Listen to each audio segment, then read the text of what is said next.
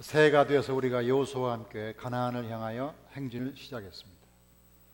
오늘 아침은 여러분에게 이런 질문을 드림으로 설교를 시작하고 싶습니다. 여러분의 가정은 행복합니까? 어떤 가정에서 가족들이 함께 봉고차를 몰고 여행을 떠났답니다. 이제 아버지가 운전대를 잡고 여행을 하는데 한참 가다 보니까 이게 신호 위반이 됐어요. 경찰이 다가왔습니다. 실례합니다. 신호 위반입니다. 면허증을 보여주십시오. 했더니 이 사람이 하는 말이, 아이고 아침에 술 한잔 했더니 잘 안 보이네. 아니 술을 드셨다고요? 음주운전이십니다. 했더니 옆에 있는 또 아내가 말합니다. 그거 봐, 당신 아침에 면허증 안 가져왔지? 아니 무면허예요. 뒤에 있는 어머니가 또 얘기합니다. 너 내가 훔친 차는 그렇게 될 줄 알았다.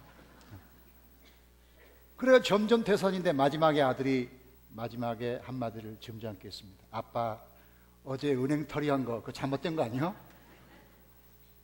그래서 이 사람은 졸지에 신호 위반에다가 면허 없는 데다가 술 마신 데다가 훔친 죄까지 다 잡혀가지고 교도에 들어가서 아직까지도 안 나왔답니다. 자, 우리가 이 한 생을 같이 사는 가족들이 이렇게 살아서는 되겠습니까? 이런 가정을 우리가 콩가루 가정이라고 부르지 않습니까? 사방으로 흩어진 가정, 서로 마음에 안 맞는 가정, 이래가지고는 살 수가 없는 거예요. 어떻게 우리 가정이 행복하게 살 수가 없을까? 오늘 말씀은 바로 이런 주제를 다루고 있습니다. 오늘 말씀의 가장 중요한 서론은 이겁니다. 가족은 소중합니다. 어떻습니까? 여러분도 여러분의 가족이 소중하다고 믿습니까? 제가 2주 전에 여러분에게 기도 제목을 써주십시오 하고 부탁했지 않습니까? 많은 분이 참여했어요. 우리가 한 달에 한 번은 기도 제목을 쓰시고 또 기도할 수 있었으면 좋겠습니다. 근데 제가 기도 제목을 이렇게 보니까 거의 기도 제목이 다 가족들에 관한 거예요. 우리 아들, 딸 대학에 지나갑니다. 공부 잘하게 도와주세요. 우리 어머니, 아버지 건강하게 도와주세요. 우리 남편 사업 잘하게 해주세요. 돈 좀 많이 벌게 해주세요. 뭐 이러면서 전부 가족에 관한 거, 거의 90%가 가족에 관한 기도 제목이었습니다. 미리 제가 공지한 것도 아니었습니다. 그냥 갑자기 쓴 거예요. 갑자기 썼는데도 대부분이 가족의 기도 제목을 쓴 것은 그만큼 우리 마음속 깊은 곳에 이 가족에 대해서 많이 생각하고 우리 마음의 깊은 곳에 가족이 자리 잡고 있다는 것을 보여주고 있습니다. 이 가족이 얼마나 우리에게 소중한지 말로 다 못합니다. 라합은 어땠을까요? 이 기생 라합도 가족이 있었습니다. 따라서 그도 가족을 매우 사랑한 것처럼 생각이 됩니다. 그가 이스라엘 정탐꾼을 안전하게 보내기 직전에 그 정탐꾼에게 이렇게 요청을 합니다. 12절 볼까요? 그러므로 이제 청하노니 내가 너희를 선대하였은즉 너희도 내 아버지 집을 선대하도록 여호와께로 내게 맹세하고 내게 징표를 내라. 그리고 나의 부모와 나의 남녀 형제와 그들에 속한 모든 사람을 살려주어 목숨을 죽음에서 건져내라. 자, 기생 라합이 정탐꾼을 살려준 대가로 요구한 것은 딱 한 가지였습니다. 내 가족을 살려주세요. 이것이었습니다. 이 기생 라합이 정탐꾼을 살려준 대가로 요청할 수 있는 건 참 많았을 것입니다. 자, 우리가 지금 물질적으로 매우 궁핍하고 가난하기 때문에 우리에게 좀 돈을 주세요. 돈을 주세요. 그렇게 할 수 있고, 아니면 우리가 대가족이 살기에는 너무 집이 좋으니까 여리고 근처에 좋은 집 한 채 지어주세요. 이렇게도 아마 요청했을지 모르겠어요. 이렇게 여러 가지 요청이 많지만 라합은 딱 한 가지를 부탁했는데 내 가족을 살려주세요. 이스라엘 정탐꾼이 이스라엘 군대가 이제 여리고를 점령하고 가나안을 정복할 때 우리가 여리고 백성처럼 죽임을 당하지 않도록 우리를 살려주세요. 우리 아버지, 우리 어머니, 우리 형제와 자매를 다 살려주세요 라고 그렇게 요청한 것입니다. 라합은 생각한데 그가 여리고에서 기생 노릇을 했던 것은 가난했기 때문일 것이라고 생각합니다. 그래서 아마 마음속으로 많은 원망이 있었을 거예요. 아니 부모가 조금만 더 부유했어도, 조금만 더 자기를 잘 교육을 시켰어도 자기는 그렇게 비천한 삶을 살지 않았을 것이라고 생각했을지 모르겠어요. 그래서 마음속으로 부모를 원망했을 수도 있어요. 그러나 아무리 원망해도 뭐합니까? 피를 나눈 가족을 어떻게 하겠습니까? 버릴 수는 없잖아요. 그래서 이 사람이 내 가족을 살려달라고 이렇게 요청한 것입니다. 우리가 그 사람을 보면 이 다른 모든 생명과 달리 이 사람이 제대로 살아가는데 제일 많은 시간을 필요로 해요. 송아지를 보면 송아지가 금방 태어나서 걸어갑니다. 비틀비틀하면서. 강아지도 금방 태어나자마자 엄마 젖을 먹습니다. 근데 사람은 한 1년이나 지나야 겨우 걸어다녀요. 그리고 자기 손으로 밥을 먹는 건 한 4살, 5살은 돼야 겨우 자기가 자기 앞가림을 하는 겁니다. 그리고 한 20년, 30년을 길러야 겨우 자기 길을 찾아가는 것이죠. 그렇게 많은 투자와 많은 헌신을 해야 사람 하나가 되는 거예요. 저와 여러분도 그렇게 다 잘한 거예요. 그냥 된 사람은 아무도 없는 거예요. 저는 시골에서 어릴 때 그 제비를 가끔 보면 이 제비가 먹이를 물어다가 새끼들에게 주는데 아무나 먼저 주는 게 아니라 다 순서가 있더라고 보니까. 순서대로 다 주고서 그 다음에 남는다고 의미가 그 먹이를 먹지 않습니다. 다 주고 남김없이 다 주고 다시 날아가서 또 가져와서 또 먹이고 또 먹이고. 이야, 이 제비가 얼마나 대단한 존재인지 몰라요. 한 번은 홍수가 났어요. 시골에 비가 많이 와서 홍수가 났는데 이 닭이 있죠. 닭이 알을 품었는데 그게 한 20일이 걸린다고 그럽니다. 한 3주 정도는 품어야 이제 병아리가 나오는 거야. 근데 병아리를 품고 있는 그 알을 품고 있는 닭이 비가 억수로 쏟아짐에도 불구하고 그 알을 포기하지 않더라고. 알과 함께 떠들어가는 거예요. 그냥 알과 함께. 이야, 그 모종을 어떻게 누가 창조한 겁니까? 하나님이 그렇게 아름다운 부모와 자녀 관계를 창조하십니다. 저와 여러분도 다 그렇게 하나님이 창조하시고 부모의 손을 통해 그렇게 정성을 다하여 저와 여러분이 이게 길러진 거예요. 그냥 된 사람은 아무도 없어요. 그러니까 너무 가족이 소중한, 너무너무 소중한 가족이. 지지난주 월요일날 저는 시골 다녀왔어요. 이번 구정이 주의를 끼고 있기 때문에 못 갈 것 같아가지고 미리 제가 월요일날, 지지난주 월요일날 강남에서 고속버스 타고 시골에 가서 또 택시를 또 타고 산골짜기로 들어갔어요. 거기서 한 4시간쯤 부모님과 함께 있다가 떠나는데 눈이 얼마나 많이 오는 날인지 몰라요. 눈이 많이 오기 때문에 제가 타고 왔던 택시에게 예약을 해서 몇 시까지 오라고 그렇게 했습니다. 근데 이 택시가 한 30분이 먼저 온 거예요. 먼저 왔는데 택시는 시간이 돈이지 않습니까? 빨리 가져야 되잖아요. 어쩔 수 없이 제가 이제 그 차를 타고 떠났는데 아니 아버님이 부시럭부시럭 같이 타는 거예요. 그래서 어디 가시냐고 그러니까 조금 갈 데가 있다는 겁니다. 그래서 한 2km쯤 나가면 면소재가 면사무소가 나와요. 그 면사무소 옆에 가게가 하나 있어요. 구멍가게가. 거기 들어가시는 거예요. 뭐 좀 사주겠다는 거예요.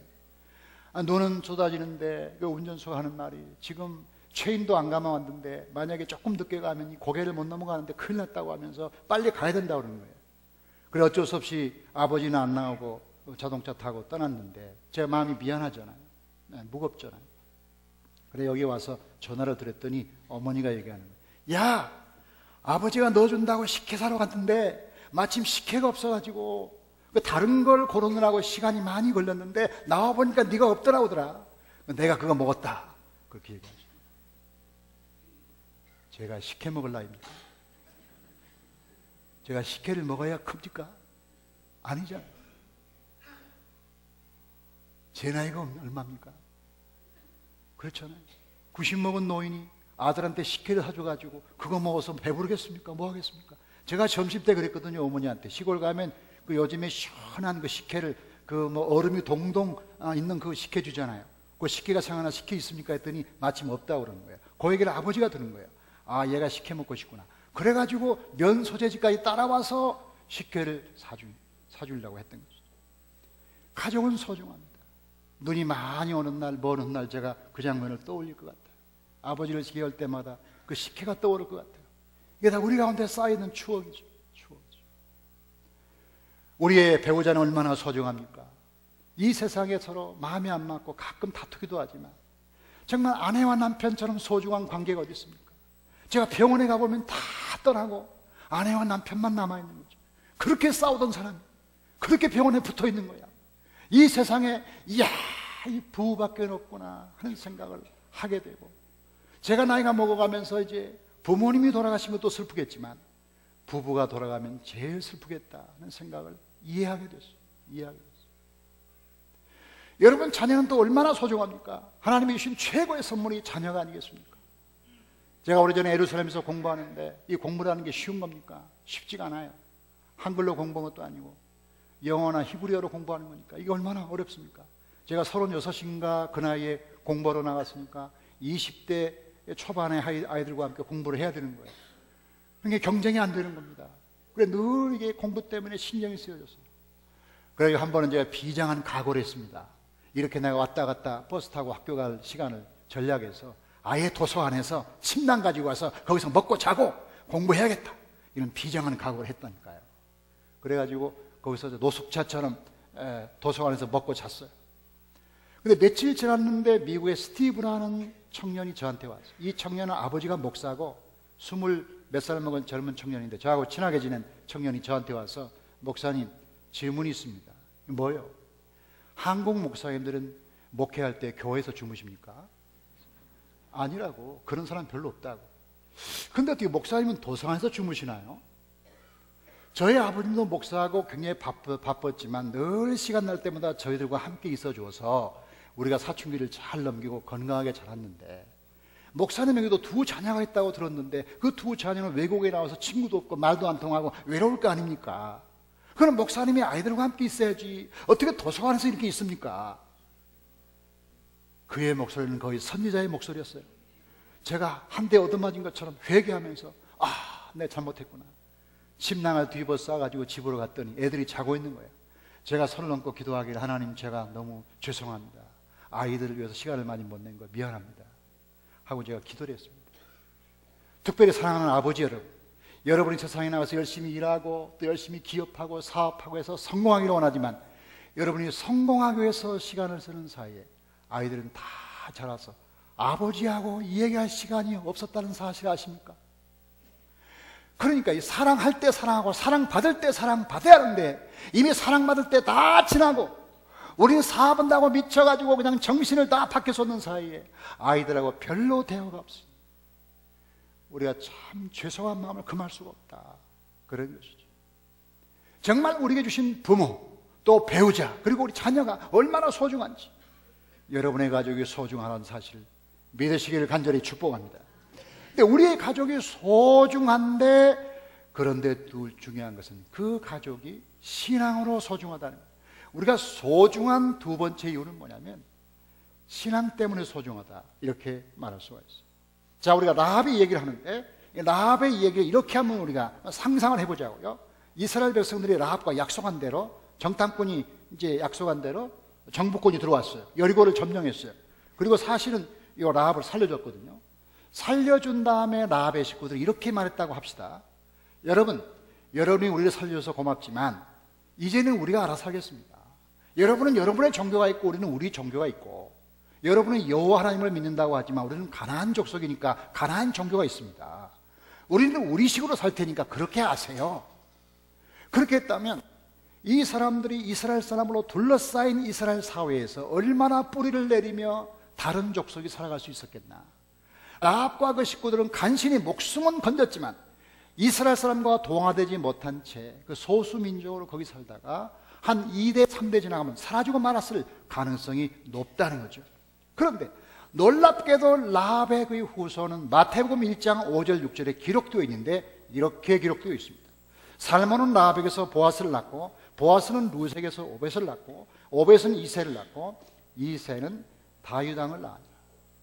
우리가 여호수아에서만 보면 라합이 이스라엘 정탐꾼 몇 사람을 살려준 사람 정도로 인식이 되는데, 마태복음 오면 이게 다윗의 선조인 거예요. 이 라합이 보아스를 낳구나, 루시 남편으로 삼은 보아스가 바로 라합의 아들이구나. 그랬어? 놀라운 일이네. 그리고 그 뿌리에서 다윗 왕이 태어났어. 결국 예수님이 그 뿌리에서 왔구만. 이 라합이라는 사람은 단순한 기생이 아니네, 이 사람 대단한 사람이다 하는 생각을 마태복음 오면 알게 된다는 것이죠. 그러니까 우리가 다만 이스라엘 사람들에게 목숨을 건져서 그냥 먹고 사는데 지장이 없을 정도로 생존을 위해서 살았다면 몰라도, 이렇게 보아스를 낳고 다윗을 낳고 그 인물들을 낳는 명문가가 되려면 신앙적인 문제가 분명해야 된다는 거예요. 만약에 신앙적인 문제가 해결되지 않았다면 이 라합의 가정은 그렇게 훌륭한 가정이 될 수가 없었다는 것이죠. 그러면 이 라합의 남편이 살몬이라고 되어 있는데, 이 살몬이 누구일까? 학자들의 추측에 의하면 이 사람은 12 정탐꾼 중에 하나가 아닐까, 이렇게 추측합니다.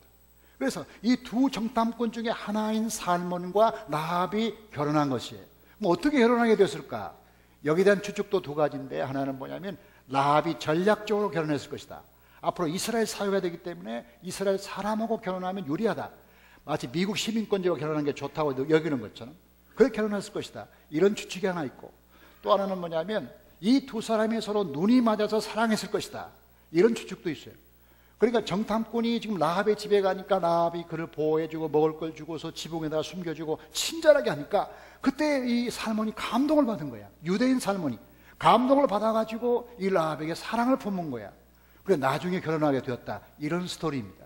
어떤 게 정확할지는 몰라도 한 가지 분명한 것은 뭔가 하면 두 사람 사이에 신앙이 공통분모라는 거예요. 두 사람은 다만 좋아서 결혼한 게 아니라 두 사람의 가장 중요한 가치가 하나님을 믿는 신앙, 그 신앙적 가치관으로 둘이 만났고, 둘이 신앙적 가치관으로 의기투합하다 보니까 보아스 같은 훌륭한 아들을 길렀고, 그 보아스를 통하여 다윗 같은 임금이 나왔다는 거죠. 그러니까 라합이 단지 가족을 소중히 여기는 사람일 뿐만 아니라 신앙적 가정을 이루었다는 게 매우 매우 중요하다. 매우 매우 중요하다. 어떻습니까? 여러분의 부모는 하나님을 믿으십니까? 여러분의 부모가 하나님을 믿으십니까? 만약에 여러분의 부모가 모태신앙으로 여러분에게 신앙을 가르쳐주고 지금도 믿음 생활을 잘한다면 그것처럼 감사한 일이 없습니다. 저도 모태신앙인데, 모태신앙을 가진 사람이 늘 하는 말이 뭐냐면 모태, 성가대 하세요. 모태, 주일학교에 있어요. 모태. 그렇지만 그러나 그 부모로부터 받은 신앙이 알게 모르게 속에 있는 거거든요.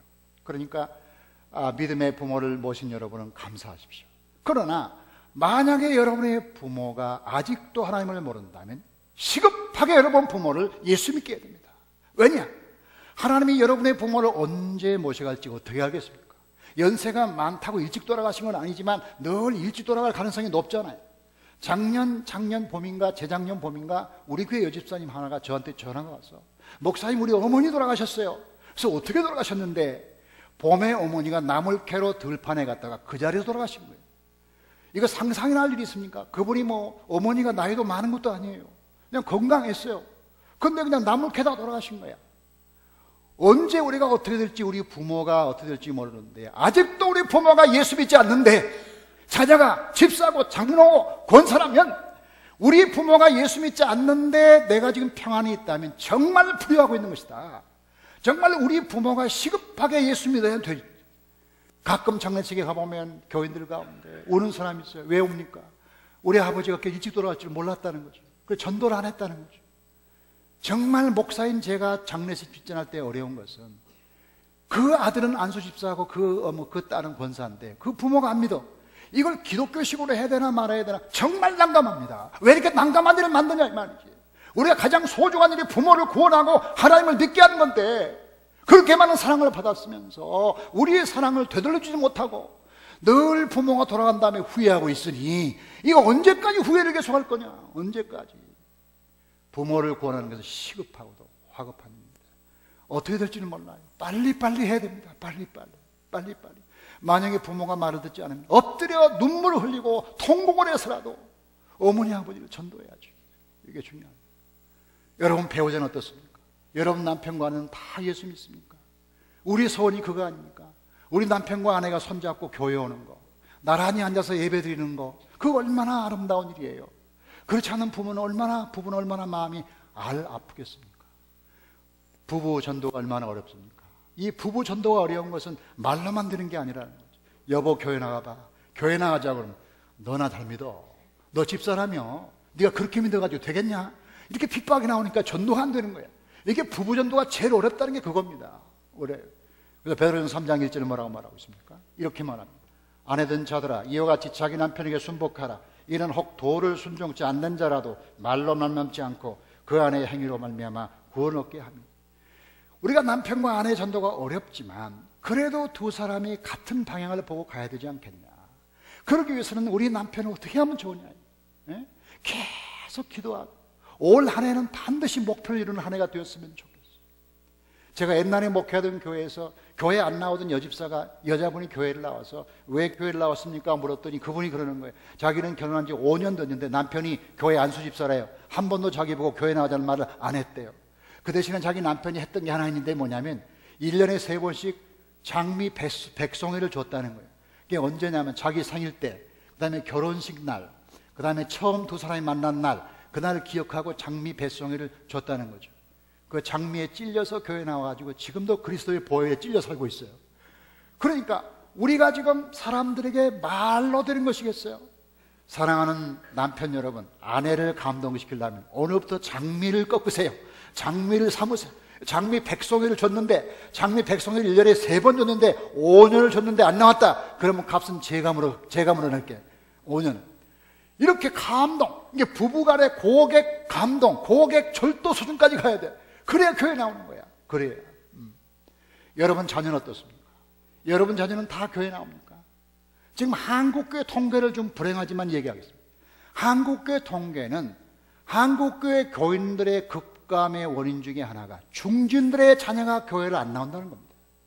그러면 한국교회 중진들의 자녀가 몇 명이나 교회를 안 나오냐? 통계를 말씀드립니다. 100만 명 정도 됩니다.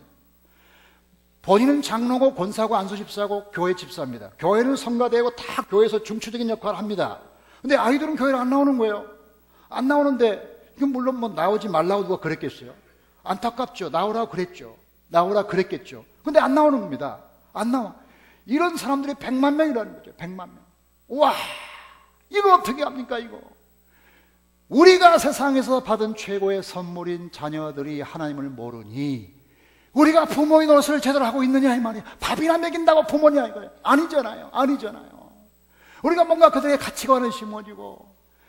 오늘 어떻습니까? 요즘의 아이들은 우리가 살았던 때보다 수천 배나 많은 유혹을 받고 있어요. 수많은 뭐 섹스, 폭력, 아니면 스마트폰 중독, 자살, 우울증, 집단 폭행, 수많은 죄악들이 난무하는데 이 죄악 틈바구니에서 우리 아이들이 살아가는 것만도 용하지 않아요.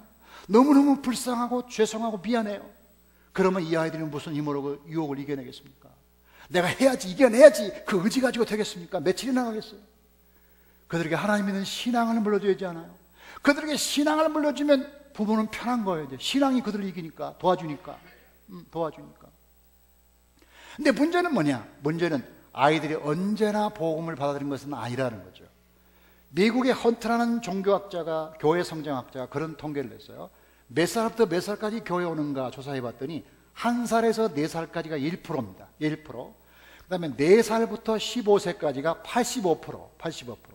16세에서 30세까지가 10%. 30세 이상이 4%예요. 그러니까 가장 결심률이 높은 것은 4살부터 15살이라는. 그러니까 말하자면 유치부, 초등부, 중등부 이 수준. 고등부까지 가도 이미 늦어요. 고등부 가면 이미 늦습니다. 거의. 중학생들도 거의 어렵다고 봐야 돼요. 그러니까 말하자면 초등학교 때 승부를 봐야 되는데 이 초등학교 때 내버려뒀어. 내버려두니까 얘가 쇠가지고 이제 말을 안 들어. 말을 안 들어가지고 부모가 관심이 없는 건 아닌데 늦게 관심을 가진 거야. 때려진 후회를 하고 가슴을 쳐봐도 이 머리 큰 애를 이길 수가 없는 거예요. 이길 수가 없어요. 나이가 30 넘은 아들 교회에 올라게 하려면요 4%예요. 확률이 4%. 100명 중에 4명밖에 안 따라와. 이러니 지금 교회에서 우리가 시기를 놓치고 아이들이 교회에 오는 것을 시기를 우리가 다투어서 그들의 주님께 나와야 된다. 가족이 소중하지만 하나님 믿는 가족이 되어야 하기 때문에 이걸 가치를 가지고 우리가 그들을 주께로 인도해야 돼요. 올 한 해 동안 이런 축복 여러분과 함께 있기를 주의 이름으로 축복합니다. 그래서 우리 교회는 어떻게 하면 좋으냐? 우리 교회는 이렇게 하면 좋겠는데 그 3가지를 하면 되겠어요. 하나는 오늘 우리가 결심합니다. 전도하기로 결심하자. 우리가 전도가 안 되는 이유는 뭐냐면 전도하는 것이 나쁘다거나 전도하지 말아야 되겠다는 것이 아니라 전도하기로 결심하지 않아서 그래요. 전도의 설교만 들어서 그래요. 오늘도 지금 목사님의 전도의 설교 오랜만에 하네. 이 교회는 그런 설교 잘 안 던데 오늘 모처럼 하시네. 좀 변했나? 하면서 듣는 사람이 있는데 그 설교를 아무리 잘 들어도 아무 소용이 없어요. 딱 하나를 결심해야 돼요. 올 한 해 내가 반드시 전도하겠다. 다 같이 합시다. 반드시 전도하겠습니다. 반드시 전도하겠다고 결심을 하게 되면 하나님이 결심을 따라서 그렇게 되도록 도와준다. 전도는 결심할 때 되는 것이지 마음 먹을 때 되는 것이지 마음 안 먹을 때 되는 수가 없다는 거죠. 자, 두 번째는 뭐냐? 작정해야 돼요. 작정. 두 번째는 우리가 전도할 사람을 작정해야 되는 것이 중요하다. 근데 작정이 왜 중요하냐? 이 우리가 전도할 사람의 이름을 작정하면 하나님이 그를 간섭하기 시작해요. 하나님이 그 사람을 이제 자꾸 움직여서 전도되도록 환경을 만들어 주는 거고요. 그 다음에 작정하게 되면 내가 마음이 움직여서 기도하게 돼요. 아무래도 작정했기 때문에 자꾸 그 사람 관심 갖게 되고 기도하게 되고 만날 때 사랑스러워지고 그래요. 그러니까 작정이 중요한 거죠. 근데 전도를 작정할 때 두 가지 기준을 꼭 기억해야 됩니다. 하나는 뭐냐면 나와 가까운 사람이 누구냐. 나의 부모, 형제, 배우자, 그 다음에 자녀는 반드시 내가 구원해. 이건 내가 기본적인 책임입니다. 이건 내가 세상에 태어나서 나와 함께 사는 소중한 가족을 내가 전도하는 것은 당연한 것이다. 여기 나오는 네 종류의 사람, 부모, 배우자, 자녀, 형제는 나에게 주어진 책임이고 의무란 가까운 사람, 친구라든지 또는 뭐 직장 동료도 이 속에 들어가. 그 다음에 두 번째 분류는 뭐냐면 교회에서 가까운 사람, 교회에서 30분에서 1시간권에 사는 사람. 예를 들어서 천안에 사는 사람을 한식교회 데려오게 하는 것은 거의 어려워요. 천안 사람은 천안 성결교회 보내면 돼요. 수원 사람들도 여기까지 데려올 필요가 없어요. 수원 중앙교회에서 놀래요. 그냥 두세요. 그냥 죽전 사는 사람 올 수 있고 안 올 수 있어요. 열심히면 올 수가 있어요. 그러나 굳이 새해등교회 가겠다면 그냥 내버려 두세요. 거기 나가도록. 그러나 적어도 우리가 판교만큼은 책임져야 돼요. 이 판교는 우리가 처음 들어왔고 이 17년 전에 처음으로 여기 교회 세웠고 이 지역에 집들이 생기기 전에 우리가 먼저 다니면서 기도했고 적어도 판교와 분당 이 지역은 우리가 책임질 지역이라고 저는 믿어요. 그렇기 때문에 우리가 전도 대상을 정할 때 나와 가까운 사람, 우리 교회로부터 가까운 사람을 정하는 거. 언제 정하냐? 중요한 건 이겁니다. 2월 21일과 2월 28일 날짜 보여주세요. 2월 21일, 2월 28일 이 날짜를 왜 정했냐면 3월이 되기 전에 결심하고 3월을 맞는 게 중요해요. 이 3월에 새 학기를 시작하기 전에 3월에 새로운 봄이 오기 전에 우리 마음에 전도할 사람을 적어도 정하는 거죠. 전도하라는 게 아니라 전도를 누구 할 건가는 정해야 된다 이거예요. 그래야만 일이 되는 거예요. 그런데 한 주간만 가지고 안 되는 것은 한 주간 안 하는 사람이 있어요. 용케도 않는 사람이 있어요. 교회가 하는 일에 거의 협조 안 해 이 사람은. 그런 사람이 있을까 봐 한 주 더 하는 겁니다. 한 주 더 하는데 21일 날 나올 명단을 봐서 이름을 안 쓴 사람은 전부 28일 써야 돼요. 그래서 이번에 우리 교회가 기적을 일으키기 위해서는 적어도 내가 한 사람 이상 작정한 사람이 반드시 있기 마련이에요. 가족 중에 있거나 친구 중에 있거나 친척 중에 있거나 직장 동료 중에 있거나 뭐 동네 사람이 있거나 다 있기 마련이 없는 사람이 없어요. 섬에 가서 몰라도 반드시 있기 때문에 모든 교인들 그러니까 장년부, 청년부, 어린이 중고등부 모든 교인들이 적어도 2월 21일과 2월 28일 내가 한 사람 이상 전도하겠습니다 써내고 그 책임은 하나님이 지시는 거죠. 우리가 결심하는 거니까. 그래서 크게 아멘하겠습니다. 2월 21일과 2월 28일 날 하나님 우리에게 선한 마음과 지혜로운 마음을 주셔서 반드시 전도할 사람을 생겨나게 하시고 그 이름을 하나님 들리시기를 주의 이름으로 축원합니다. 우리 모두가 그런 결심과 결단을 가질 필요가 있어요. 세 번째가 초청입니다. 우리가 아무리 작정했어도 이 사람을 교회로 데려오지 않으면 소용이 없는데 아무 때나 데려올 수는 없잖아요. 정기적인 초청을 정했습니다. 정기적인 초청 4월 24일과 11월 13일 4월 24일이 왜 중요하냐? 요거는 부활절 다음이에요. 부활절 다음 부활의 기쁨과 감격을 안고 제일 좋은 날씨 11월 13일은 추수감사절 전이에요. 그때도 날씨가 좋아요. 좋은 날씨에 사람들을 모시고 와야지 덥거나 추울 때는 안 따라옵니다. 그러니까 좋은 날씨에 사람들을 모시고 오라고 제일 좋은 날짜를 잡은 거예요. 그래서 4월 24일 날 처음으로 우리가 하나님의 백성들 이곳에 모시고 오는데 정기적인 초청뿐만 아니라 비정기적인 초청이 있어요. 이 비정기적인 초청이라는 건 뭐냐면 주일날 이들을 교회로 데려올 뿐만 아니라 교회에서 하는 행사 예를 들면 예배라든지 수요 예배라든지 문화센터에 온다든지 3.1절 교회 등반대에 등산 좋아하는 사람은 등산 갑시다 안 믿는 사람 데려올 수도 있고 그 다음에 뭐 성경 공부 같이 참여합시다 또는 무슨 뭐 수양회 같이 갈 수 있고 알파코스에 참여시킬 수 있고 뭐 여러 가지 교회 활동에 조금씩 참여하심으로써 그들이 교회에 좀 재미를 느끼고 좀 의미를 느낄 수 있는 기회를 주는 거죠. 억지로 교회로 오게 하는 게 아니라 그 중에 제일 중요한 게 목장이에요. 목장에 이들을 먼저 와서 교제하고 사랑을 나누고 친교를 나누면 아 교회는 좋은 곳이구나 사랑스러운 곳이구나 교회 가야겠다 이 생각하지 않겠습니까? 이게 비정기적인 초청이라는 거예요. 이런 비정기적인 초청을 통하여 결국 하나님께 모든 성도가 돌아오도록 되는 거예요. 한 해 동안 우리가 오라 신앙생활을 20년 30년 했지만 전도 한 번 못하고 내 가정 하나 구원을 못하고 우리 부모까지 구원을 못하고 있습니다. 그리고 교회를 나왔으니 정말 죄송한 마음으로 서둘지는 마세요. 여러분, 제가 서둘기를 정하지는 않아요. 서둘지 말고 1년을 잡는 거예요. 1년. 2016년 1년 동안 우리 마음속에 기도하고 소원해서 우리가 사랑하는 그 사람이 다 하나님께 나와 복을 받고 하나님 믿고 하나님의 가족이 되고 그래 소중한 영적 가족이 된다면 얼마나 좋을까. 하나님이 기뻐하시는 축복, 그 축복이 여러분 모두에게 있기를 주의 이름으로 축복합니다. 올 한 해 동안 반드시 전도에 성공하기를 주의 이름으로 축원합니다. 하나님 아버지 감사합니다. 거룩한 시간에 우리 모두 하나님께 나와 기도하며 한평생 함께 살아가는 가족 주심을 인하여 감사를 드립니다. 힘들고 험한 세상에 함께 의지하고 서로 응원하고 격려할 수 있는 가족이 있다는 것은 하나님 우리에게 주신 최고의 축복입니다. 하나님, 우리의 부모가 우리 곁을 떠날 때 불신대로 떠나지 않도록 도와주시옵소서. 부모가 돌아가신 뒤에 전도하지 못했다는 걸 후회하지 않도록 하나님 사랑하는 부모님들을 이 시간 전도하여 주께로 인도하는 은혜를 부어주시옵소서. 우리가 받은 은혜를 무엇으로 보답하겠습니까? 함께 천국 가는 은혜를 부모들에게 허락해 주시옵소서.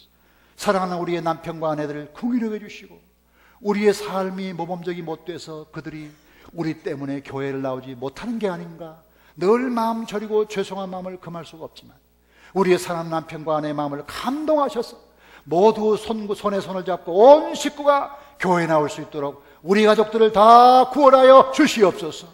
사랑하는 자녀들 많은 유혹과 공부와 그리고 많은 직장 속에 허덕이고 있사오나 이들이 무슨 힘으로 그 세상을 이길 수 있겠습니까? 부모가 남길 수 있는 최고의 유산 하나님의 신앙입니다. 사랑하는 자녀들이 다 이번 기회에 하나님께 나와 예수님을 영접하는 은혜를 부어주시옵소서. 2월 21일, 28일을 축복하사 우리 모두 다 전도를 작정하게 하시고 4월 24일, 11월 13일 모든 교인들이 초청하여 하나님께 영광이 되게 하시고 한 해 동안 전도에 승리하게 하여 주시옵소서. 감사를 드리며 우리 주 예수 그리스도 이름으로 기도하옵나이다.